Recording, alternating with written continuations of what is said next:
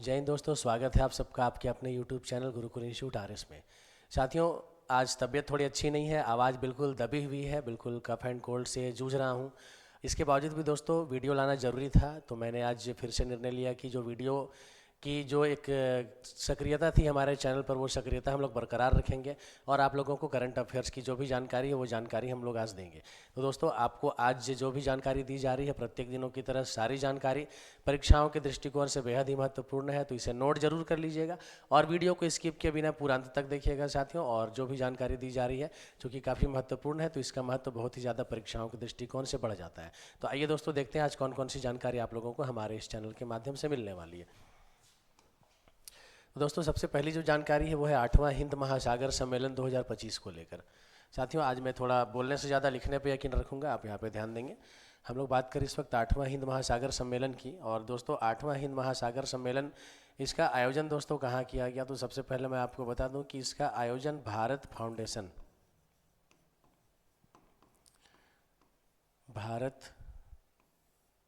Foundation ने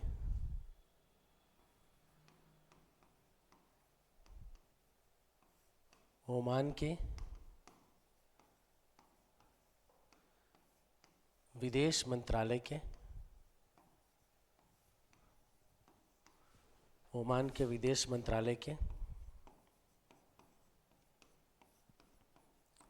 सहयोग से मस्कट में किया। अब साथियों, ओमान का शहर है मस्कट। मैं एक बार आपको बता दूं, 8वां हिंद महासागर सम्मेलन का आयोजन भारत फाउंडेशन के द्वारा किया गया, ओमान के विदेश मंत्रालय के सहयोग से। आयोजन स्थल कहाँ है? मस्कट। अब दोस्तों, ये जो 8वां हिंद महासागर सम्मेलन है, ये मैं आपको बता दूं कि ये पहली बार दोस्तों वर्ष 2016 में इसका आयोजन किया गया था। और ये तब से लेकर अभी तक हिंद महासागर के क्षेत्र में जितने भी महत्वपूर्ण देश हैं, ऐसे सभी महत्वपूर्ण देशों के लिए एक प्रमुख परामर्श मंच के रूप में उभर कर सामने आया है। तो एक बहुत ही महत्वपूर्ण अंतर्राष्ट्रीय सम्मेलन, जरूर याद रखेंगे, भारत फाउंडेशन के द्वारा ओमान के विदेश मंत्रालय के सहयोग से मस्कट में इसका आयोजन किया गया था। आइए साथियों, आगे बढ़ते हैं। और अगली जानकारी है छत्रपति शिवाजी महाराज की जयंती को लेकर। साथियों, छत्रपति शिवाजी महाराज को कौन नहीं जानता, हर कोई जानता है। देश के लिए उनके द्वारा दिए गए योगदान को कोई नहीं भुला सकता। साथियों, आप सभी को पता है किस तरीके से जब मुग़ल राजवंश पूरे भारत में हावी था, और उस दौरान किस तरीके से मुग़लों के छक्के छुड़ा देने वाले ऐसे महान छत्रपति शिवाजी महाराज जी की जयंती। अब साथियों, छत्रपति शिवाजी महाराज जी की जयंती प्रत्येक वर्ष कब मनाई जाती है? तो दोस्तों, ये प्रत्येक वर्ष मनाई जाती है 19 फरवरी।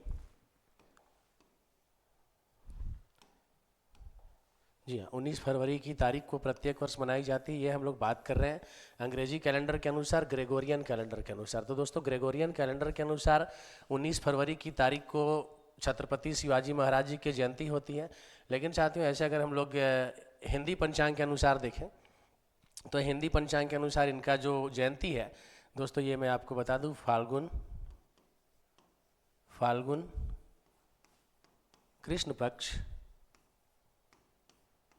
की तृतीया तिथि को फाल्गुन कृष्ण पक्ष की तृतीया तिथि को इनकी जयंती दोस्तों मनाई जाती है। अब दोस्तों, अगर ये देखा जाए 19 फरवरी को, ठीक है ना, अगर हम लोग बात करें महाराष्ट्र की विशेषकर, चूंकि इनका संबंध महाराष्ट्र से भी था। इनका जन्म कहाँ हुआ था दोस्तों? इनका जन्म महाराष्ट्र के पुणे में शिवनेरी किले में इनका जन्म हुआ था। जी हाँ, शिवनेरी किले में इनका जन्म हुआ था। तो एक महाराष्ट्र से रिलेटेड चीज़ है। तो दोस्तों, बहुत ही महत्वपूर्ण प्रश्न ये भी हो जाता है किसी भी एग्जाम के लिए कि इनकी जयंती कब मनाई जाती है। तो ऐसे दोस्तों, आपको बता दूं कि महाराष्ट्र में ग्रेगोरियन कैलेंडर के अनुसार इनकी जयंती प्रत्येक वर्ष, ठीक है, 19 फरवरी को मनाई जाती है। लेकिन वहाँ पर अगर परंपरागत दृष्टिकोण से देखा जाए तो महाराष्ट्र में फाल्गुन कृष्ण पक्ष की तृतीया तिथि को इनकी जयंती को एक उत्सव के रूप में भी मनाया जाता है। तो इस तरीके से साथियों याद रखेंगे। अब यहाँ पर हम लोग जानेंगे कि छत्रपति शिवाजी महाराज की जयंती कब हुई थी। ये पूरा डेट जानते हैं दोस्तों हम लोग। तो छत्रपति शिवाजी महाराज की जयंती 19 फरवरी 1630 ईस्वी को हुई थी। जी हाँ, 19 फरवरी 1630 ईस्वी को शिवाजी महाराज की जयंती, माफ़ कीजिएगा, इनकी जन्म तिथि है 19 फरवरी 1630, और इस वजह से प्रत्येक वर्ष 19 फरवरी को इनकी जयंती मनाई जाती है। चलिए आगे बढ़ते हैं। और अगली जानकारी दोस्तों, मनु भाकर बनी BBC Indian sportswoman of the year. अब दोस्तों Manu Bhaker BBC Indian sportswoman of the year का पुरस्कार इनको दिया गया। दोस्तों मनु भाकर कौन है? तो मनु भाकर को साथियों अभी हाल ही में मेजर ध्यानचंद खेल रत्न पुरस्कार से भी सम्मानित किया गया है। ये खेल के क्षेत्र में दिया जाने वाला सबसे बड़ा पुरस्कार है मेजर ध्यानचंद खेल रत्न पुरस्कार। और भारत की जानी मानी शूटर है, भारत की जानी मानी शूटर है, निशानेबाजी से इनका संबंध है। अब दोस्तों बीबीसी इंडिया के द्वारा, ठीक है ना, BBC Indian sports women of the year का पुरस्कार इनको दिया गया। साथियों यहाँ पे बता दें कि बीबीसी इंडिया के द्वारा ये जो पुरस्कार है ये भारत से खेल के क्षेत्र में जुड़ी हुई जितनी भी महिलाएं हैं तो उनके द्वारा खेल के क्षेत्र में किए गए योगदान या उनके द्वारा खेल के क्षेत्र में प्राप्त की गई उपलब्धियों को एक प्रकार से कह सकते हैं सम्मान देने के लिए ये अवार्ड दिया जाता है, ये पुरस्कार दिया जाता है। और अभी ये पुरस्कार किनको दिया गया? तो ये पुरस्कार मनु भाकर को दिया गया। और इनका संबंध किस खेल से है दोस्तों? ये शूटर है, शूटिंग के खेल से इनका संबंध है, निशानेबाजी से यह संबंध रखती है। चलिए आगे बढ़ते हैं। दोस्तों अब अगली जानकारी है एक बहुत ही बेहद जानकारी, इसे आप बिल्कुल डबल स्टार लगा लीजिए, एकदम से बढ़िया क्वेश्चन बनेगा एग्जाम के लिए। ज्ञानेश कुमार बने नए मुख्य चुनाव आयुक्त। अब दोस्तों चीफ इलेक्शन कमिश्नर की बात हो रही है, तो ज्ञानेश कुमार जो है दोस्तों ये अब भारत के नए मुख्य चुनाव आयुक्त बन गए हैं। दोस्तों प्रधानमंत्री नरेंद्र मोदी जी की अध्यक्षता में यह निर्णय लिया गया और इनकी नियुक्ति को फाइनलाइज किया गया। तो इस तरीके से साथियों ज्ञानेश कुमार अब भारत के नए मुख्य चुनाव आयुक्त होंगे। और इनका कार्यकाल कब तक होगा दोस्तों? तो इनका कार्यकाल 26 जनवरी 2029 तक इनका कार्यकाल होगा। 26 जनवरी 2029 तक इनका कार्यकाल होगा। अब दोस्तों इन्होंने किनका स्थान लिया? तो दोस्तों इन्होंने स्थान लिया है राजीव कुमार का। जी हाँ, इनसे पहले राजीव कुमार ये भारत के मुख्य चुनाव आयुक्त या मुख्य निर्वाचन आयुक्त थे। तो दोस्तों इस तरीके से देखा जाए तो राजीव कुमार की सेवानिवृत्ति के बाद, इनके रिटायरमेंट के बाद ज्ञानेश कुमार को भारत का नया मुख्य चुनाव आयुक्त बनाया गया है। अब दोस्तों बहुत बार ऐसे प्रश्न में पूछा गया है कि भारत के पहले मुख्य चुनाव आयुक्त कौन थे? तो भारत के पहले मुख्य चुनाव आयुक्त का भी नाम आप याद रख लेंगे साथियों यहाँ से। तो भारत के प्रथम मुख्य चुनाव आयुक्त की हम लोग बात कर रहे हैं। तो भारत के प्रथम मुख्य चुनाव आयुक्त कौन थे दोस्तों? इनका नाम था सुकुमार सेन, याद रखेंगे, सुकुमार सेन। ये भारत के प्रथम मुख्य चुनाव आयुक्त थे, चीफ इलेक्शन कमिश्नर थे। अब दोस्तों भारत का जो निर्वाचन आयोग है, आप सभी को पता होगा भारत का निर्वाचन आयोग मुख्य रूप से इसका काम क्या है? भारत में बिल्कुल निष्पक्ष तरीके से जो भी लोकसभा विधानसभा जैसे जो चुनाव होते हैं ऐसे तमाम चुनावों को निष्पक्ष तरीके से संपन्न करवाना भारत के निर्वाचन आयोग की जिम्मेदारी होती है। और निर्वाचन आयोग के जो मुख्य आयुक्त होते हैं उन्हें ही हम लोग भारत का मुख्य चुनाव आयुक्त बोलते हैं या चुनाव आयोग का मुख्य चुनाव आयुक्त बोलते हैं। तो दोस्तों फिलहाल अभी किन्हें बनाया गया? तो ज्ञानेश कुमार को बनाया गया। किनका स्थान इन्होंने लिया? राजीव कुमार का स्थान लिया। कार्यकाल इनका कब तक रहेगा? 26 जनवरी 2029 तक रहेगा। और भारत के पहले मुख्य चुनाव आयुक्त कौन थे? सुकुमार सेन थे। चलिए आगे बढ़े हम लोग। अगली जानकारी दोस्तों, चरणजोत सिंह नंदा बने भारतीय चार्टर्ड अकाउंटेंट संस्थान ICAI के अध्यक्ष। अब दोस्तों चरणजोत सिंह नंदा, याद रखेंगे, नाम बढ़िया से याद रखेंगे, चरणजोत सिंह नंदा जो कि भारतीय चार्टर्ड अकाउंटेंट संस्थान के पहले से, बहुत पहले से ये सदस्य के रूप में ये कार्य कर रहे थे। वर्तमान में ये उपाध्यक्ष थे और इन्हें दोस्तों अभी क्या बनाया गया है? भारतीय चार्टर्ड अकाउंटेंट संस्थान का नया अध्यक्ष इनको बनाया गया है। नाम क्या है इनका? इनका नाम है चरणजोत सिंह नंदा। दोस्तों ये ICAI के अर्थात भारतीय चार्टर्ड अकाउंटेंट संस्थान के ये 73वें अध्यक्ष होंगे। जी हाँ, ये 73वें अध्यक्ष होंगे दोस्तों। और अब हम लोग जरा बात कर ले कि भारतीय चार्टर्ड अकाउंटेंट संस्थान की स्थापना कब हुई थी। तो दोस्तों इसकी स्थापना वर्ष आप याद रख लेंगे। स्थापना वर्ष ICAI का स्थापना वर्ष कब हुआ है? 1949 में। जी हाँ, 1949 ईस्वी को इसकी स्थापना की गई है। चरणजोत सिंह नंदा ये 73वें अध्यक्ष के रूप में बने और वर्तमान में भी ये अध्यक्ष है किसके? भारतीय चार्टर्ड अकाउंटेंट संस्थान के। चलिए साथियों आगे बढ़ते हैं। अब हम लोग बात करेंगे प्रधानमंत्री फसल बीमा योजना के 9 वर्ष की। जी हाँ दोस्तों, प्रधानमंत्री फसल बीमा योजना के 9 वर्ष पूरे हो गए दोस्तों। पिछले 18 फरवरी को प्रधानमंत्री फसल बीमा योजना के 9 वर्ष साथियों पूरे हो गए। यहाँ पर मैं आपको बता दूं कि 18 फरवरी 2016 16 को साथियों प्रधानमंत्री फसल बीमा योजना जो है उसको लॉन्च किया गया था। और ये जो प्रधानमंत्री फसल बीमा योजना है ये दोस्तों राष्ट्रीय फसल बीमा योजना का स्थान लेने का कार्य किया था, उसे प्रतिस्थापित करने का कार्य किया था। और दोस्तों अभी हाल ही में 18 फरवरी 2016 को चूँकि इसको लॉन्च किया गया था, तो उस हिसाब से देखा जाए तो 18 फरवरी की तारीख को इसके 9 वर्ष पूरे हो गए हैं। अब दोस्तों प्रधानमंत्री फसल बीमा योजना जो है ये क्या है, तो सबसे पहले आप ये जान लीजिए कि ऐसे किसी प्रकार का कोई भी अगर आपदा की स्थिति आती है, कहने का मतलब प्राकृतिक आपदा की बात हो रही है यहाँ पे, यदि प्राकृतिक आपदा से फसलों को किसी प्रकार का नुकसान पहुँचता है तो ऐसे अधिसूचित क्षेत्रों के अधिसूचित किसानों को दोस्तों इस फसल बीमा योजना का लाभ उनको मिलता है। और प्राकृतिक आपदा से जो फसलों के नुकसान होती है उस नुकसान की भरपाई जो है इस फसल बीमा योजना के माध्यम से की जाती है। आइए दोस्तों आगे बढ़ते हैं। और अगला है फगली उत्सव। दोस्तों फगली उत्सव अब क्या है तो मैं आपको बताना चाहूँगा यहाँ पे बिल्कुल आप ये जानकारी रखेंगे। कोई भी ऐसा उत्सव इत्यादि जब मनाया जाता है किसी राज्य में तो ये परीक्षाओं के दृष्टिकोण से थोड़ा सा महत्वपूर्ण हो जाता है। दोस्तों यहाँ पे मैं जानकारी दे दूँ कि हिमाचल प्रदेश के किन्नौर जिले में, जी हाँ, हिमाचल प्रदेश के किन्नौर जिले में मनाए जाने वाला एक परंपरागत त्यौहार है फगली उत्सव। अब ये फगली उत्सव साथियों क्यों मनाया जाता है, कब मनाया जाता है, क्या है इसका उद्देश्य, तो साथियों यहाँ पे मैं आपको बता दूं कि ये जो फगली उत्सव है ये मुख्य रूप से शीत ऋतु के समाप्त, याद रख लेंगे, शीत ऋतु के समाप्ति के बाद, शीत ऋतु के समाप्ति के बाद वसंत ऋतु के आगमन का प्रतीक है। वसंत ऋतु के आगमन का प्रतीक है यह त्यौहार। आप दोस्तों फगली उत्सव, ठीक है ना, इसको और दो अन्य नामों से जान सकते हैं हम लोग। फगली उत्सव को दोस्तों फागुली उत्सव, फागुली उत्सव, या इसे फाग उत्सव के नाम से भी जाना जाता है। अब दोस्तों फगुली उत्सव या फागुली उत्सव या फाग उत्सव, यहाँ पे आप देखिए दोस्तों, चूंकि फाल्गुन के महीने में ये उत्सव मनाया जाता है तो उसी के अनुसार इसका नामकरण भी किया गया है। फागुली उत्सव कह लीजिए, फाग उत्सव कह लीजिए, या फिर फगली उत्सव कह लीजिए। तो इस तरीके से दोस्तों ये कहाँ मनाया जाता है, तो हिमाचल प्रदेश में मनाया जाता है। चलिए आगे बढ़ते हैं।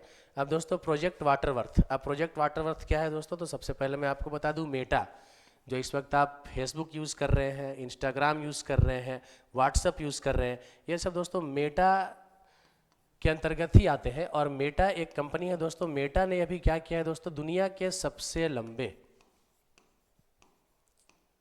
दुनिया के सबसे लंबे अंडर सी